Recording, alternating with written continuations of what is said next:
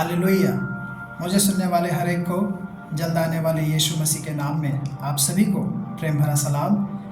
मैं आशा करता हूँ आप सभी दिन प्रतिदिन लगातार यीशु मसीह में बढ़ते जा रहे हैं। आइए मेरे प्रियो, आज के विषय की ओर हम आगे बढ़ेंगे और आज का हमारा मनन करने का विषय कुछ इस प्रकार से है। पहला कुरिन्थियों अध्याय 13 और आयत 12। यहाँ पर प्रेरित पौलुस कुछ इस प्रकार से कहते हैं कि उस समय ऐसी पूरी रीति से पहचाना जाऊंगा जैसा मैं पहचाना गया हूँ। यहाँ पर मेरे प्रियो प्रेरित पौलुस जब वे स्वर्ग के राज में पहुँचेंगे तो वे किस प्रकार से पहचाने जाएंगे उसके विषय में यहाँ पे वर्णन किया गया है, या फिर यहाँ पे प्रेरित पौलुस कहते हैं उनका देह किस प्रकार से होगा, या फिर वे किस प्रकार से वहाँ पे हम उनको पहचानेंगे। आमीन। यह काफ़ी सामान्य और समझने लायक बात है कि एक मसीही के रूप में हम अक्सर यह सोचते हैं कि क्या हमारे अपने प्रियजन जिनसे हम बहुत ही प्रेम रखते हैं, जिनसे हम बहुत ही लगाव रखते हैं, क्या हम उनको स्वर्ग के राज में ठीक उसी प्रकार से जैसे अभी हम उनको पहचानते हैं वैसे ही स्वर्ग में पहचानेंगे? क्या उस समय भी उनका वही शरीर होगा, उस समय भी उनका वही बर्ताव, उनका वही स्वभाव होगा? मेरे प्रियो, यद्यपि पवित्र शास्त्र में कोई भी ऐसा स्थान नहीं पाया जाता है जो इस विषय पर एक विशेष प्रकाश डालता हो या फिर एक विशेष बातों को कहता हो, तो भी अगर हम क्रमबद्ध रीति से विचार करें या फिर एक के बाद एक वचनों को, बाइबल के वचनों को हम मनन करें, तो हम एक सकारात्मक निष्कर्ष पर पहुंचते हैं या फिर सकारात्मक निष्कर्ष निकाल सकते हैं। सबसे पहली बात वह यह है कि चेलों ने प्रभु यीशु मसीह को उनके पुनरुत्थित और महिमा के देह को पहचान लिया था। कहने का मतलब यह है कि जब यीशु मसीह का पुनरुत्थान हुआ तो चेलों ने उनके पुनरुत्थान के उस महिमा के देह को पहचान लिया था। आमीन।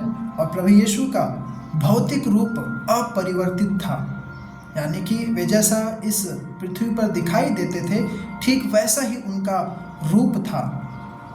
आमीन।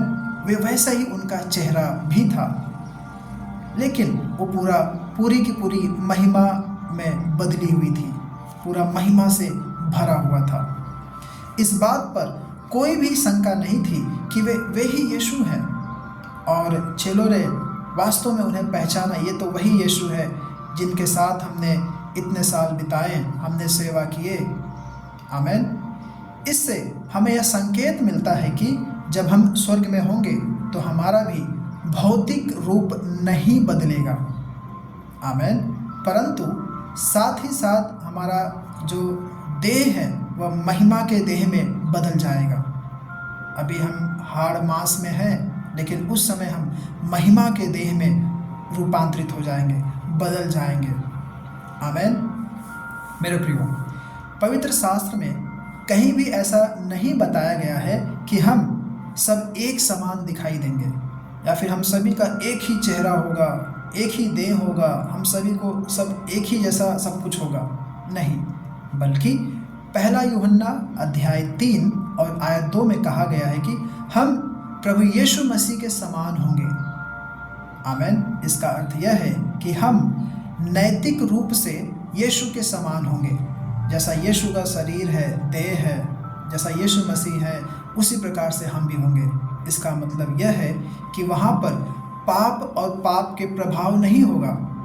वह स्थान स्वर्ग जो है वह पाप से मुक्त होगा, परंतु निश्चय ही हम दिखने में, चेहरे के रूप में यीशु के समान नहीं होंगे, ताकि कोई भी हमें देखकर ये ना कहे या फिर ये ना समझ ले अरे ये तो यीशु है। ऐसा नहीं होगा। दूसरी बात, इस बात पर विश्वास करने का कोई कारण नहीं है कि जितना हमें पृथ्वी पर जानकारी है उससे कम जानकारी हमें स्वर्ग में होगी। आमीन।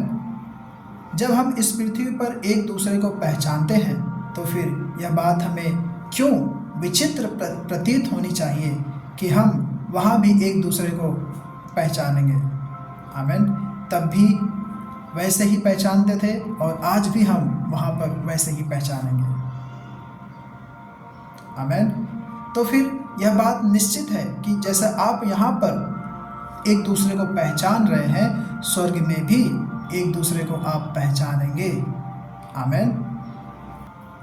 मेरे प्रियो, प्रेरित पौलुस आशा करते हैं कि थिस्सलुनीकियों की कलीसिया के विश्वासियों के साथ स्वर्ग में भी उनका पहचान बनी रहेगी।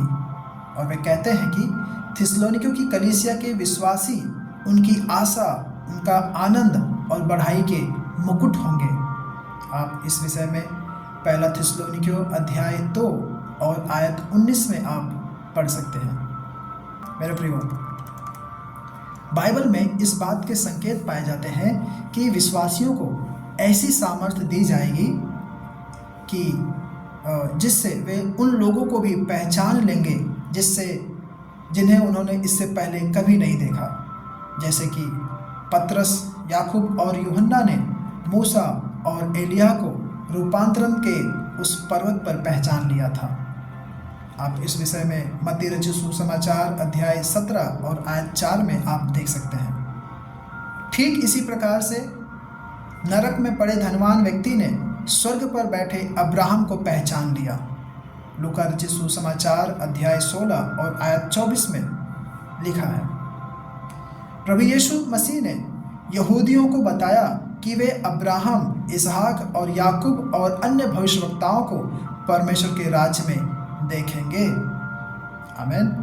लूका रचित सुसमाचार अध्याय 13 और आयत 28 में आप इस विषय में पढ़ सकते हैं। ठीक इसी प्रकार से पवित्र कलाम बाइबल में हमें यह बताया गया है कि हमें अपने धन का उपयोग एक बुद्धिमान भंडारी की तरह करते हुए मित्रता करनी है या फिर दोस्ती बनानी है, ताकि ये मित्र अनंत निवास में आपका स्वागत करें। इसका अर्थ यह है कि वहाँ वे हमें अपने हितकारी के रूप में या फिर शुभ चिंतक के रूप में पहचानेंगे।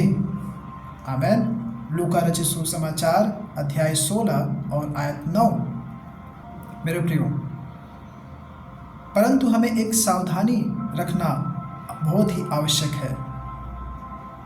हमें यह प्रतीत होता है कि हम अपने प्रियजनों को स्वर्ग में पहचानेंगे, परंतु हम उन्हें उन रिश्ते के आधार पर नहीं पहचानेंगे जो इस पृथ्वी पर हमने और हमारे उनके बीच में है। उदाहरण के तौर पर पति और पत्नी के संबंध स्वर्ग में कायम नहीं होगा। आमेन। आप मत्ती रचित सुसमाचार अध्याय 22 और आयत 30 में इन वचनों को आप देख सकते हैं कि उद्धारकर्ता परमेश्वर ने, यीशु मसीह ने इन बातों को क्या बताया है या फिर एक सही अर्थ क्या दिया है कि जी उठने पर वहाँ पर शादी ब्याह नहीं होगा। आमेन।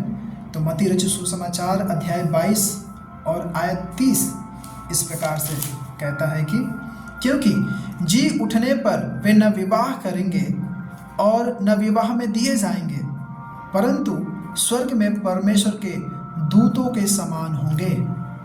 आमेन। तो मेरे प्रियो, मैं उम्मीद करता हूँ कि जब आप इस पृथ्वी में हैं, आप अपने उस स्वर्ग के घर के विषय में जरूर आप सोच विचार में लगे हैं। हम यहाँ पर 40, 50, 60, 70 सालों तक ही हैं। हम यहाँ पर एक परदेसी के रूप में हैं। हमारा मूल स्थान जो है वह स्वर्ग है। तो होने पाए हम सभी जन जब इस पृथ्वी में हैं, स्वर्ग की तैयारी में रहें। आमेन। परमेश्वर आप सभी को इन वचनों के द्वारा आशीष करें। धन्यवाद।